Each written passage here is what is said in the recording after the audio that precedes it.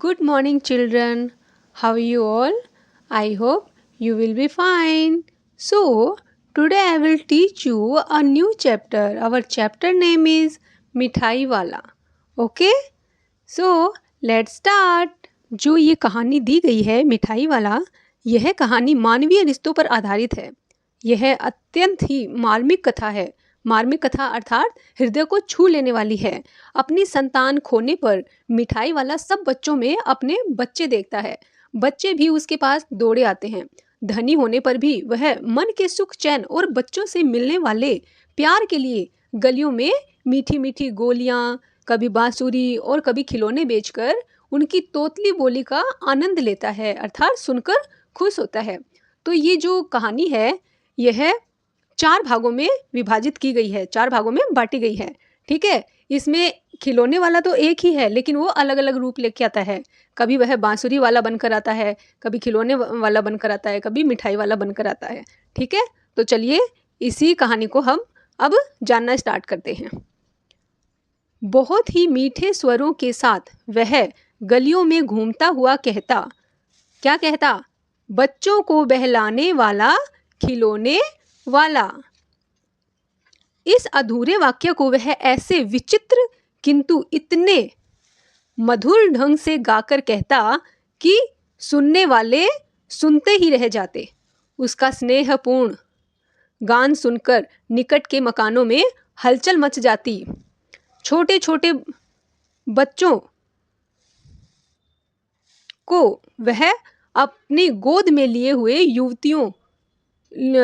युवतियां चिको को उठाकर छज्जों पर से नीचे झांकने लगती. चिक किसको बोलते हैं? यहाँ पे जो चिको आया है वर्ड, चिक किसको बोला जाता है? इसमें जो बांस की पतली तिलियां होती है उससे एक पर्दा बना होता है, उसी को बोला गया है यहाँ पे चिक. ठीक है. छज्जा क्या होता है? जो छत की दीवार से बाहर निकला हुआ जो भाग होता है उसी को छज्जा बोला जाता है. बच्चों का झुंड उसे घेर लेता.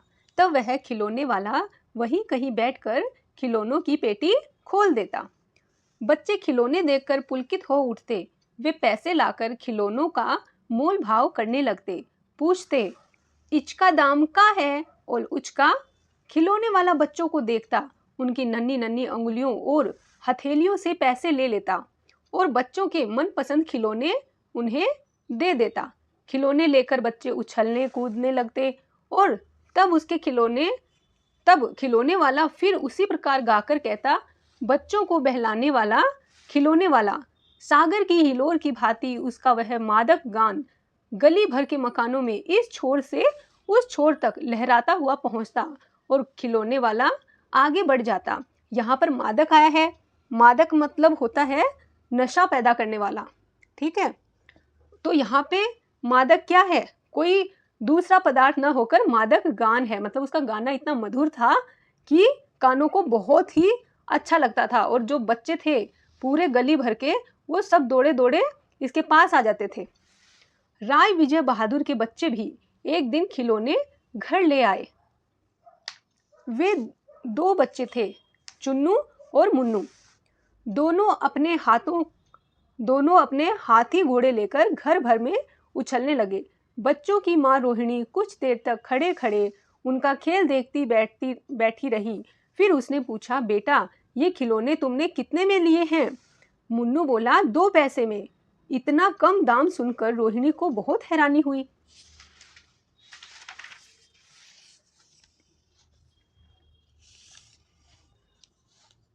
रोहिणी सोचने लगी, इतने सस्ते कैसे दे गया है? जरा सी बात ठहरी. रोहिणी अपने कमरे में चली गई, मतलब वो काम में लग गई. ठीक है. रोहिणी अपने काम में लग गई. फिर कभी उसे इस पर विचार करने की आवश्यकता ही भला क्या पड़ती. मतलब इसने इसके बारे में फिर कभी सोचा ही नहीं. अब देखिए सेकंड पार्ट आ जाता है. ये पार्ट शुरू होता है 6 महीने बाद. 6 महीने बाद फिर से एक कहानी स्टार्ट होती है. नगर भर में 2-4 दिनों से एक मुरली वाले के आने का समाचार फैल गया. इस बार कौन आ रहा है? इस कहानी में मुरली वाला आया है. लोग कहने लगे, भाई वाह, मुरली बजाने में वह एक ही उस्ताद है. मुरली बजाकर गाना सुनाकर वह मुरली बेचता बेचता है, सो भी 2-2 पैसे में। भला इसमें उसे क्या मिलता होगा? मेहनत भी तो न आती होगी। एक व्यक्ति ने पूछ लिया, कैसा है वह मुरली वाला? मैंने तो उसे नहीं देखा। उत्तर मिला, उम्र तो उसकी अभी अधिक न होगी, यही 30-32 का होगा। दुबला पतला गोरा युवक है, बीकानेरी रंगीन साफा बांधता है। कैसा बांधता है? साफा उसका कैसा था? बीकानेरी रंगीन कलर का साफा था। वही तो नहीं जो पहले खिलौने बेचा करता था? वही होगा। प्रतिदिन इसी प्रकार उस मुरली वाले की चर्चा होती। प्रतिदिन नगर की गली गली में उसका मादक मृदुल स्वर सुनाई पड़ता। मादक मतलब मैंने बताया था जो नशा पैदा करता हो, ऐसा गान जो सुनकर झूमने को मन करे, ठीक है। और मृदुल मतलब होता है मीठा, तो उसका मादक मृदुल स्वर सुनाई पड़ता। कौन सा? बच्चों को बहलाने वाला मुरलिया वाला। रोहिणी ने भी मुरली वाले का वह स्वर सुना। तुरंत ही उसे खिलौने वाले का स्मरण हो आया। स्मरण मतलब याद होना, ठीक है। उसकी खिलौने वाले की याद आ गई। उसने मन ही मन कहा, खिलौने वाला भी इसी तरह गा गा कर खिलौने बेचा करता था। रोहिणी उठकर अपने पति विजय बाबू के पास गई। किनके पास गई? अपने पति विजय बाबू के पास। और क्या बोली? बोली, जरा उस मुरली वाले को बुलाओ तो चुन्नू मुन्नू के लिए मुरली ले लूं। क्या जाने यह फिर इधर आए न आए। विजय बाबू समाचार पत्र पढ़ रहे थे। वे दरवाजे पर आकर मुरली वाले से बोले, क्यों भाई, किस तरह देते हो मुरली? ठीक है, किस तरह देते हो मतलब वो दाम पूछ रहा है उसके। किसी की टोपी गली में गिर पड़ी, किसी का जूता पार्क में ही छूट गया और किसी की सूथनी। इस तरह दौड़ते हाँफते हुए बच्चों का झुंड आ पहुंचा। जब वो मुरली वाला आया तो यहाँ पे बच्चों का एक्सप्लेनेशन किया गया है। जो बच्चे आ रहे थे उनके पास में दौड़ दौड़ कर जब वो आ रहे थे तो किसी की तो टोपी गली में गिर गई, ठीक है, किसी का जूता पार्क में ही छूट गया और किसी की सूथनी। सूथनी किसको बोला जाता है? ये सलवार या पजामी को बोला जाता है, ठीक है। तो छोटे बच्चे होते हैं तो ऐसे ही भागते दौड़ते मतलब आ रहे थे, ठीक है।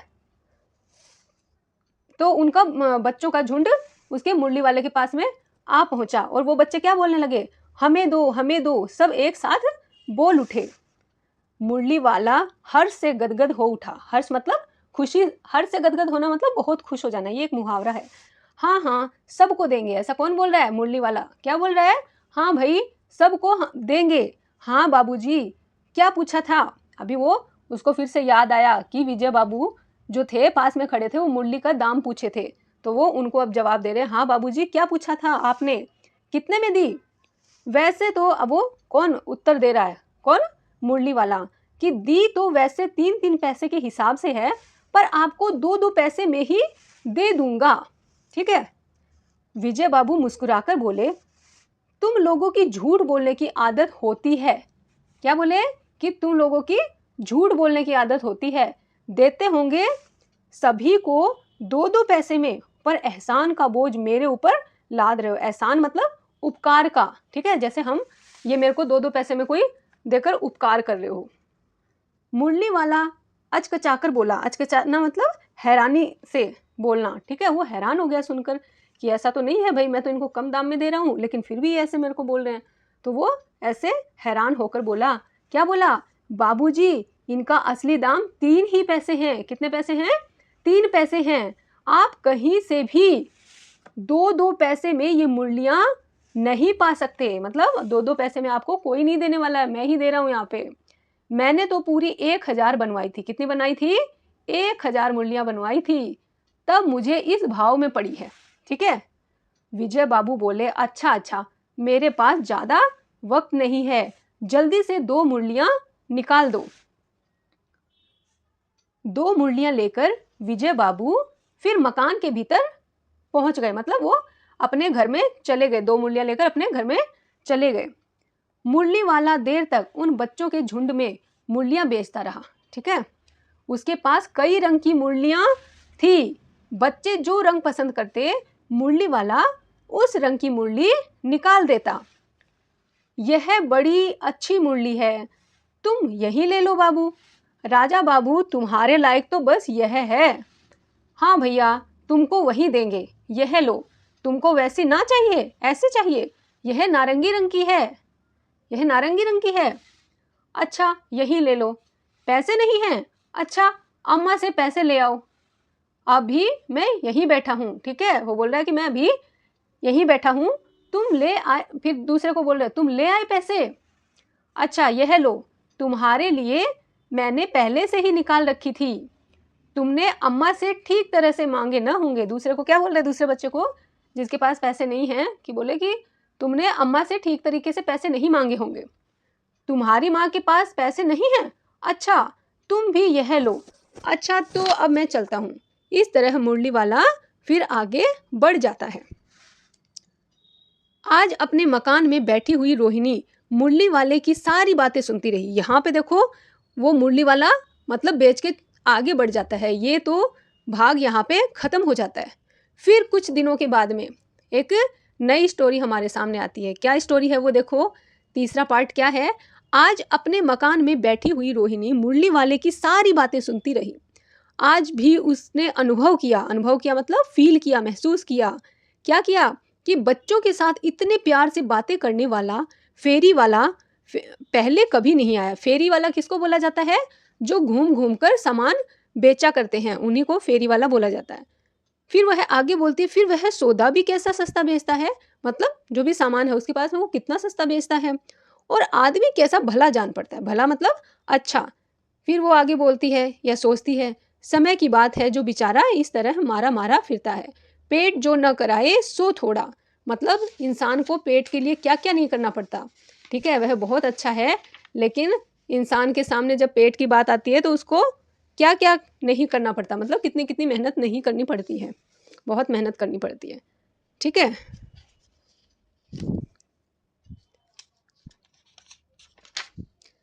तो ये जो थर्ड स्टोरी है ये इधर ही ख़त्म हो जाती है। अभी चौथा पार्ट देखो इसका। ये स्टार्ट कब होता है? 8 मास बाद। मास मतलब होता है महीने, 8 महीने बाद में। ठीक है, सर्दी के दिन थे। इस बार कैसा मौसम था? सर्दी के दिन थे। रोहिणी जो थी वो स्नान करके अपने मकान की छत पर बाल सुखा रही थी। क्या सुखा रही थी? बाल सुखा रही थी। उसी समय नीचे की गली में सुनाई पड़ा। क्या सुनाई पड़ा? बच्चों को बहलाने वाला मिठाई वाला। तो इस बार जो खिलौने वाला था, मुरली वाला था, क्या बनकर आया था? इस बार वह मिठाई वाला बनकर आया था। ठीक है, मिठाई वाले का यह स्वर परिचित था। परिचित मतलब जाना पहचाना था, स्वर मतलब आवाज। जो मिठाई वाले की जो आवाज थी वह जानी पहचानी लग रही थी रोहिणी को। झट से रोहिणी नीचे उतर आई। ठीक है, झट से मतलब फटाफट। वृद्धा दादी से बोली। वृद्धा मतलब जो बूढ़ी दादी थी उनके घर में, वो उनसे बोली, जरा उसे बुलाइए ना, बच्चों के लिए मिठाई ले लूं। किसको बुलाने के लिए वह बोल रही है? मिठाई वाले को। अब दादी क्या करती है? दादी उठकर बाहर आकर बोली, ए मिठाई वाले इधर आना। मिठाई वाला निकट आ गया। निकट आ जाना मतलब पास आ जाना। तो मिठाई वाला पास आ गया, बोला, माँ कितनी मिठाई दूं? नई तरह की मिठाइयाँ हैं। ठीक है, रंग बिरंगी, कुछ खट्टी कुछ कुछ मीठी और जायकेदार। ठीक है, मतलब जो मीठी चटपटी मसालेदार ये सब होती है ना, उन्हीं के लिए बोला गया है। इन गुणों के अतिरिक्त, ठीक है, वो कुछ कुछ क्या है उनकी खासियत कि वो रंग बिरंगी है, खट्टी हैं, मीठी हैं, जायकेदार हैं, लेकिन इसके अलावा उनकी एक और विशेषता है। क्या विशेषता है? कि ये खांसी को भी दूर करती हैं। किसको दूर करती है? खांसी को। अब वो पूछ रहा है कितनी दूं? पैसे की 16 देता हूं। मतलब एक पैसे की कितनी मिठाई देता हूं? 16 मतलब 16। दादी बोली, 16 तो बहुत कम होती है। ठीक है, दादी को 16 भी कम लग रही है। वो आगे क्या बोल रही है? भला 25 तो देते। मिठाई वाला बोला, नहीं दादी, अधिक नहीं दे सकता, इतनी भी कैसे देता हूँ यह अब मैं आपको क्या। फिर वो बोलते बोलते रुक गया। ठीक है, खैर मैं अधिक तो न दे सकूंगा, मतलब मैं इससे ज़्यादा तो नहीं दे पाऊंगा। ठीक है, रोहिणी दादी के पास ही खड़ी थी। बोली, दादी फिर भी काफ़ी सस्ती दे रहा है। ठीक है, दादी को तो महंगी लग रही है, लेकिन यह फिर भी काफ़ी सस्ती है।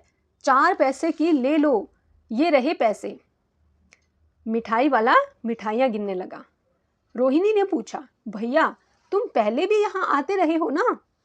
फिर वो मिठाई वाला बोलता है, हाँ कई बार आ चुका हूँ। ये किसने कहा? मिठाई वाले ने। रोहिणी का अनुमान ठीक निकला, मतलब जो उसने गैस किया था ना कि ये शायद वही खिलौने वाला इस बार मिठाई वाला बनकर आया है, तो उसने ऐसा आइडिया लगाया था, तो इसका अनुमान इस बार सही निकला, ठीक निकला। ठीक है, अब तो वह उससे और भी कुछ बातें पूछने के लिए अधीर हो उठी। अधीर हो उठना मतलब क्या होता है? व्याकुल हो उठना, मतलब क्यूरियोसिटी थी उसको कि वह क्यों बार बार में अलग अलग रूप बदल कर आता है, बच्चों को इतने सस्ते दाम में ये सब कुछ देता है। ठीक है, उसने पूछा, भैया इन छोटी छोटी चीज़ों को बेचकर तुम्हें क्या मिलता होगा? ठीक है ना।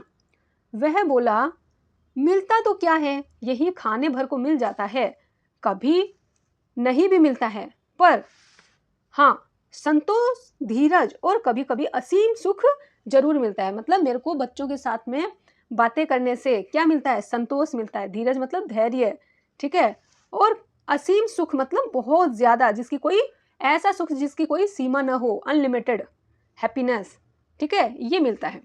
और यही मैं चाहता भी हूँ, मतलब मैं यही तो चाहता था। सो कैसे, वह भी बताओ। ये कौन पूछ रहा है?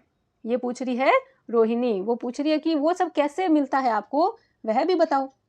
अब व्यर्थ में उन बातों की चर्चा क्यों करूं? ठीक है, ये कौन बोल रहा है? मिठाई वाला।